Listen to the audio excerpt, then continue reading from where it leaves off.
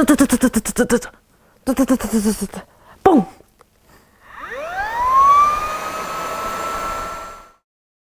大家好，我是兔兔，欢迎来到我的频道。前几天有位网友问我说：“兔兔呀，我有一个新款的进口吸尘器，你要不要来做一个测评？”可是我对吸尘器没什么了解啊，而且我有一个戴森 V6，虽然是老款了。紧接着他又说他的这个新款价值5000多，测当然测。哎，这个包装还挺大的 ，Panasonic。我家的洗碗机、面包机、吹风机和马桶盖都是松下的，但我还没用过他家的吸尘器呢。这个是日本产的，型号是 MC-SBU820C。这个包装上的机器看起来就觉得挺高大上的，我现在迫不及待的想要开箱了。打开了，打开之后零件就是这样摆放的，我以为里面会有很多海绵，但其实没有。那接下来我就把东西都拿出来吧。这个应该是底座，这个是不是支架呀？这个是电源，这个是吸头，这个也是吸头吧？吸嘴，有这种毛刷的吸嘴。哇，这个就是文体了。这里就是集灰仓，这个是管子，这个也应该是管子吧？这个是软管。说明书就没有了，这些就是这款吸尘器所有的零部件了。看了说明大概了解了，这个就是本体，看起来真的好酷炫呀！它的表面是那种磨砂的材质，就像是一把未来武器，握持感还不错。从结构上来看，这里应该是电机，因为有一个排风口，那这里就应该是电池了。看样子，我感觉它是可以拆卸、可以更换的。看一下它的整个参数，然后我就发现这下面有个隐秘的充电口，手柄背后有一个关闭键和3档启动切换键，这3种档位说明书都有详细的使用时长介绍。机身上方有一个微尘感知显示，就说明它有这个功能。我推测这个模块应该是在吸头里，而不是在这个机身上。下面是一个电量显示和维护保养显示，以及一个手动开关的毛刷按键。这个集灰盒当然是可以拆卸的，这样的毛刷放置设计我还挺喜欢的。按下这个按键就可以打开，这是一个褶皱滤网，还有网状滤网。因为材质的原因，全部都是可以水洗的，这一点我还觉得挺方便的。你们看这个吸尘口的地方，像不像一个机器人在我不要吃灰呀 ？OK， 那么本体部分就介绍完了，接下来连接上电源去给它充电，大概要充3个小时左右。这些就是它配套的4种吸头。我第一眼看到的时候觉得数量有点小，不过再仔细看一下，觉得它的这种设计还挺有意思的。这个就是主力吸头，因为这里有插头设计，所以它里面肯定是有电机的。我发现它有一个边角吸嘴设计，如果这里有一面墙的话，那么它是可以把边角的灰都吸掉的。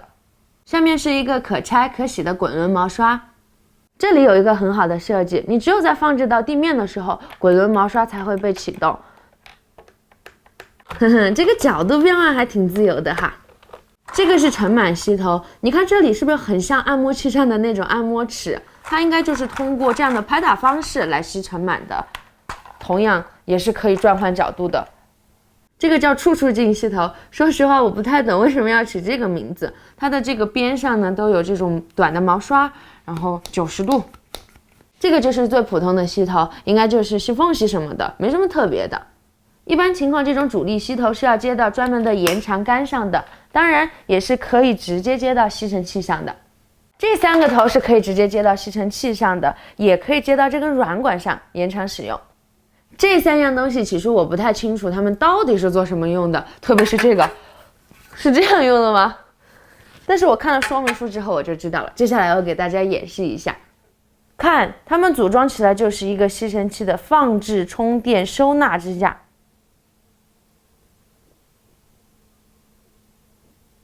那我们就把东西放上去看看，你就会发现它所有的东西都是可以放在这个支架上的。充电头在这里，所以把机器放上去就能自动充电。背面是用卡扣把线固定住的，支架是放在这根管子上的，取掉之后就能看见这根藏在管子里的电源线了。其实正确固定支架和管子的方式是把这颗螺丝卸下来之后，把支架装上去，再把螺丝给拧进去。那我今天为了节省时间就跳过这一步。管子和底座是这种简单的卡扣式固定，因为有了金属配重，所以把所有东西放上去都还是挺稳的。它的收纳设计我是真的很喜欢，像我那个壁挂式的就只能放2个头子，但如果都像这样的话，那所有的头子都能放上，并且方便拿取。接下来就给它充上电，出去吃顿火锅，再回来测试吧。我发现原来不到3个小时嘛，那现在我就准备试用一下，用的是这个除螨的吸头。现在我应该是按这个模式的切换，对，然后我们吸，哇，我一动这个灯就变红了。哦，现在我是在这个自动模式，对。我想要试一下强劲，这个声音就变得很大了。现在我就试着把这个沙发给吸干净。我离开沙发之后呢，它就马上变蓝了灯。如果再放上去，说明这个沙发的那个螨虫很多，灰尘很多，是吗？我就发现，因为它这个头子可以360度的转，所以呢都可以试到。好，继续。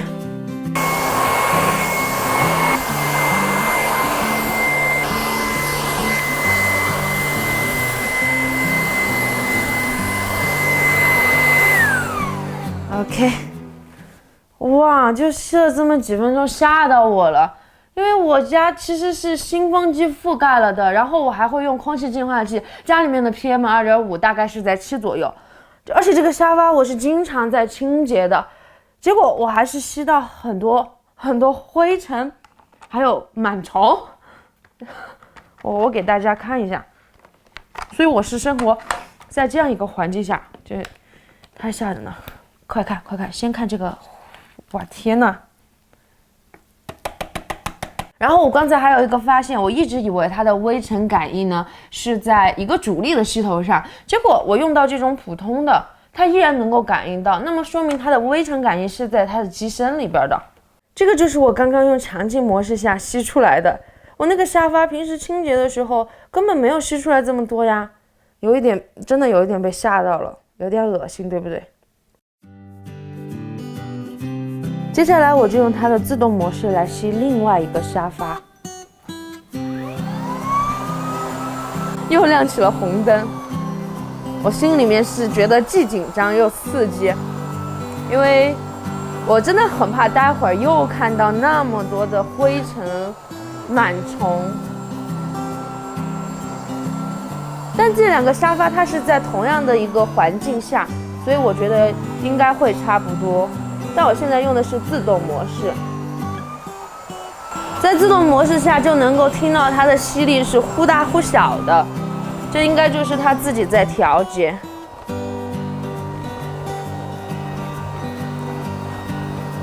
沙发的这里现在有缝隙，然后我利用它这个头子的可以变换角度。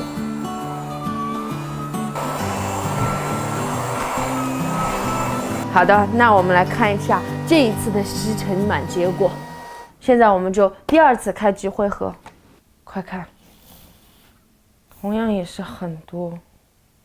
我的天哪！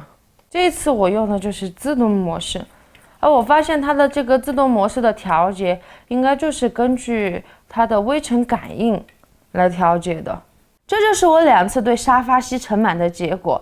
这边是一个比较长一点的沙发，然后我用的是强力模式，这么多。然后这一边是短一点的沙发，我用的就是自动模式。其实可以看出来吸力都挺强的，当然长力的会更强了，更猛了。而且因为它的吸力比较强嘛，我那个经常沙发钻羽毛出来，它就把它吸掉了，有些就吸了一半，就我觉得好恐怖啊，这么多的尘螨。接下来我就要去吸一张我家基本上没怎么用过的床，吸一下它的床单，看一下会不会有更大的惊喜。走。这个房间没怎么住人，但我觉得灰应该挺多的。虽然还是有什么新风机啊、空气净化器之类的。那我们就开始。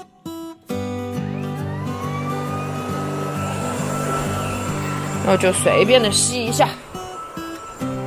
为什么有一种在滋水枪的感觉？就是拿枪的那种感觉。我觉得今天是一个收集尘螨的实验，就满天飞啊！这就是从刚才那一张没有怎么睡人的床上收集到的，没有我想象中那么多，但还是有一点被惊到了。接下来我们就用主力吸头来实际测试一下。拿起来，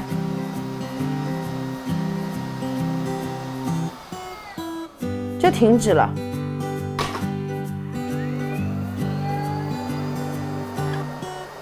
然后放下去，又继续。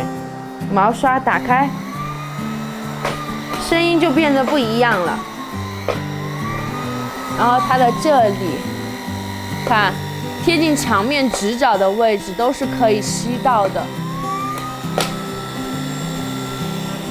继续在家里走一圈。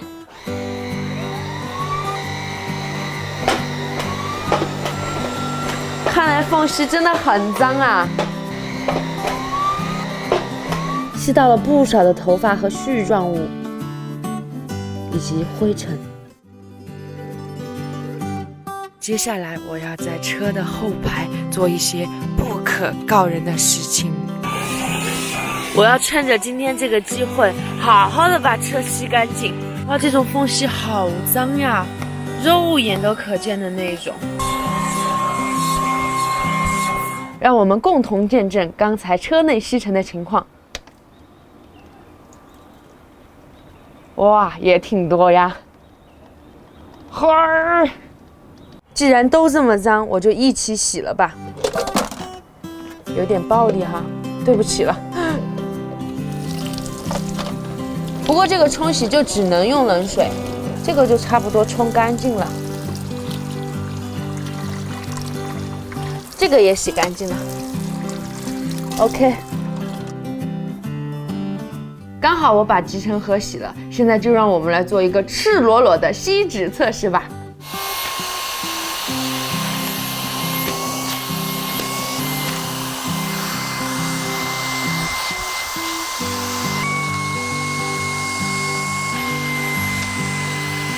真的太强了！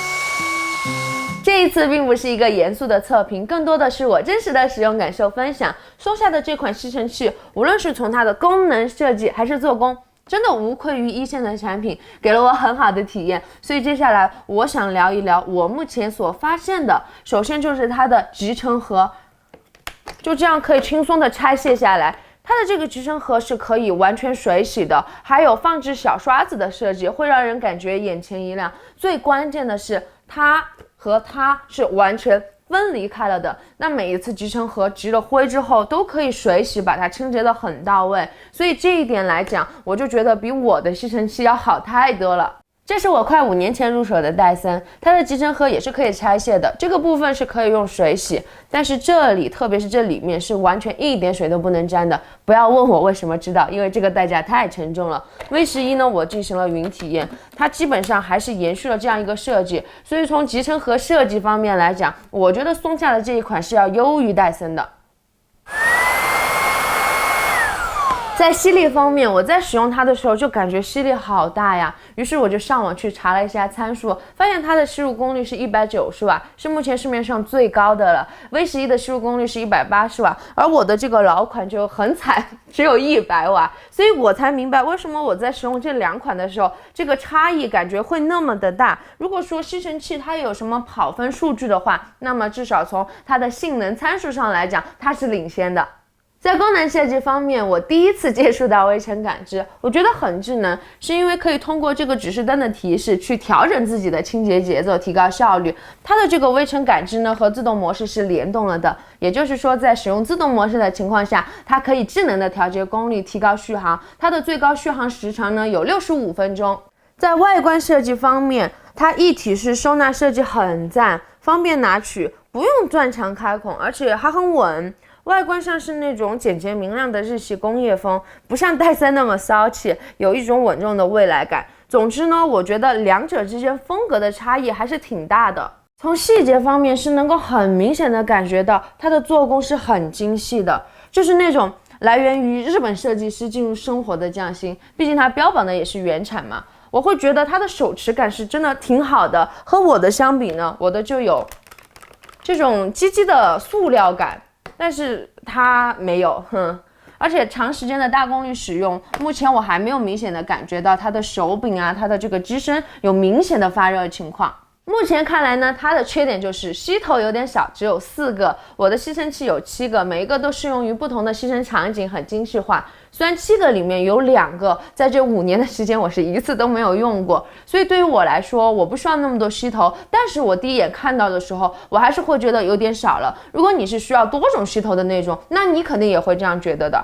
在此之前，这款吸尘器是没有进入到我的视野的。如果不是被强行安利，那么我可能还处于一无所知的状态。其实我的吸尘器也到了该换的时候了，但是长期使用下来给我的感受，让我觉得再花个5000多去迭代，还是很肉疼的。我就很犹豫这件事情。不过现在我亲身体验了之后，我觉得我已经种草这一款吸尘器了。但是呢，它又不属于那种朋友圈疯转没买到人都哭了的那种，所以我觉得它的知名度挺对不起它的质量的。对，总之呢，经过我的使用，我觉得它各方面的表现就如同它的价格一般，都是一线的。那我同时也借助它来了解到了目前优秀的无线手持吸尘器是一个怎样的水准。如果说你对着生活有高品质要求，我挺推荐的。如果你问我愿不愿意入手去升级自己的，那么我挺愿意的。我觉得它和它同类型的产品一样，都是一线的价格。就有的时候其实这种质价是很难取舍的，因为我大概5年前买的吸尘器，当时也是花了快5000的样子。